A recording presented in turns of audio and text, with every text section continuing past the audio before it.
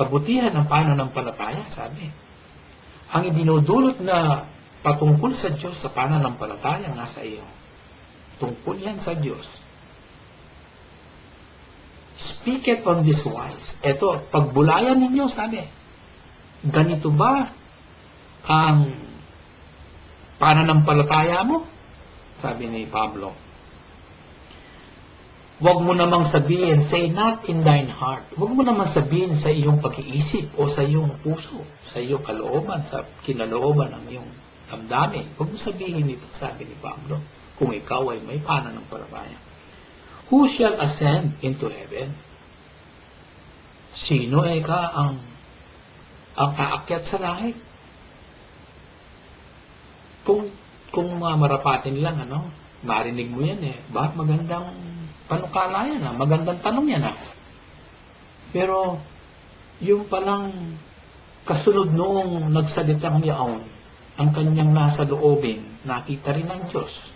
Ang sabi niya, that is, na ibig sabihin niya, to bring down Christ from above.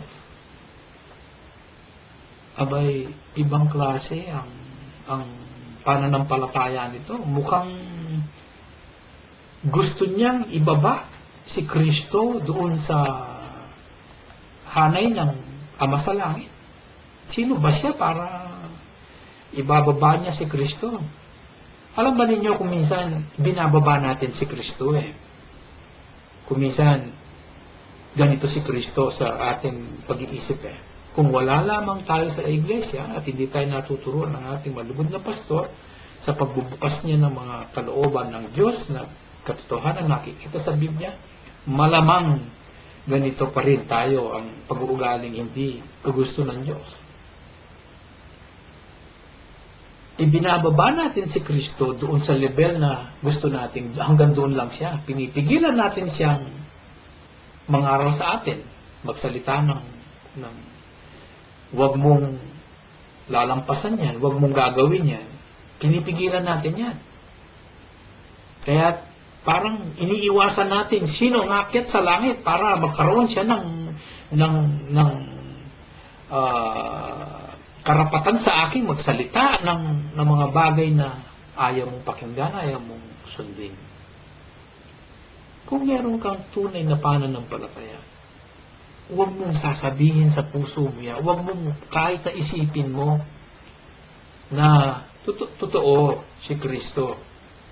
Bumaba siya and dwelt among us. Totoo yan, mga kapatid. Pero may purpose.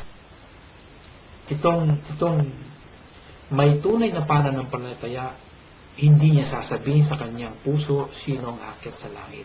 Makikita niyo kung bakit ko sinasabi yan at sinasabi ng Biblia. Sinundan pa niya ng verse 7, or who shall descend into the deep? Sino ay ang pupunta sa kailaliman? Sino ang going down to the deep? Yung una, papanik, no? Ito naman, papanaog. Sino ang papanaog sa kalaliman? Na ang ibig niya palang sabihin, to bring up Christ again from the dead. Yung salitang again from the dead. Alam niyo mga kapatid, minsan lamang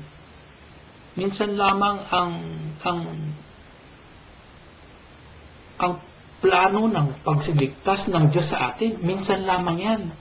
Hindi na babaguhin. Bakit? Kung babaguhin yan, hindi na matatapos. Iba ng klaseng pagbabago. O uulitin na naman, inuulit-ulit natin. Anong mangyayari? Di ibig sabihin, hindi nagbabago ang Diyos, hindi immutable.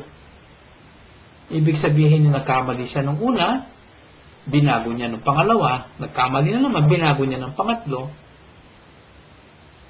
At ang may tunay na pananampalataya doon sa ebanghelyo, kanya yun. Isa lang yun, ebanghelyo ang kanyang pinakinggan, si Kristo. Ano namang klaseng ebanghelyo ang gusto niyang palitawin dito kung siya'y may tunay na pananampalataya? Bakit ka pa maghahanap ng ebanghelyo iba?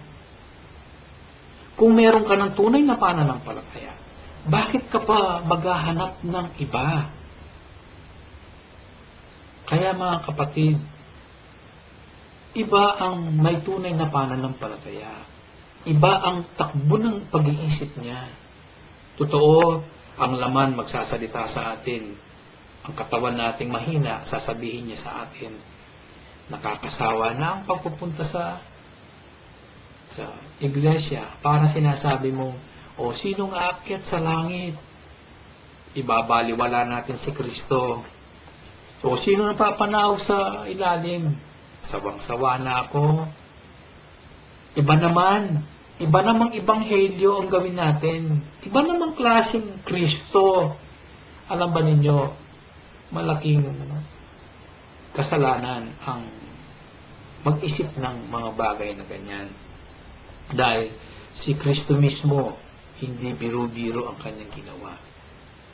Bumaba siya, minsan siyang bababa.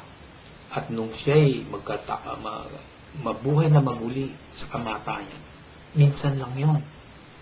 Hindi na mauulit yun. Kaya mga kapatid, ang tunay na punto ng pananampalataya ay katwiran. Lahat ng nasa isip mo makatwiran. Galing yan sa Diyos. Kaya huwag nating sayangin, dagdagan ng ating kaalaman nang sa gayon, hindi tayo ma-overcome ng ating kahinaan. Alam ko may kahinaan tayong lahat, ako pati ako. Subalit dahil may puso akong tumatanaw kay Kristo, ang aking pag-iisip, mayroon akong pananampalataya na kumikilos sa aking puso, sa aking pag-iisip, hindi ako mawawala at hindi ko sasabihin, bumaba ka Kristo, sundan mo ko, pumanaw ka, nang sa gayong pagbalik mo sa buhay na maguli, may bagong balita ka na naman. Hindi ganon. Hindi ganon ang pag-iisip ng isang anak ng Diyos na nasa iglesia. Kaya nga, sinundan yun Sabi niya, ano nga ba dapat sasabihin? But what saith it? Ano ba ang galing sa banal na pasalpantayan, yung pananampalataya? Sabi niya, the word is nigh thee. Napakalapit ng salita, hindi humiwalay sa'yo. Even in thy mouth. Kapatid, and in thy heart. That is the word of faith which we preach. Tingnan mo, wala nang ibang hahanapin pa.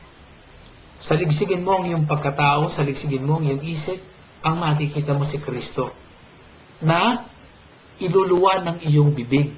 Huwag mong pigilan dahil malapit ang salitang yan. Dahil nasa isip mo, the overflow of the heart, the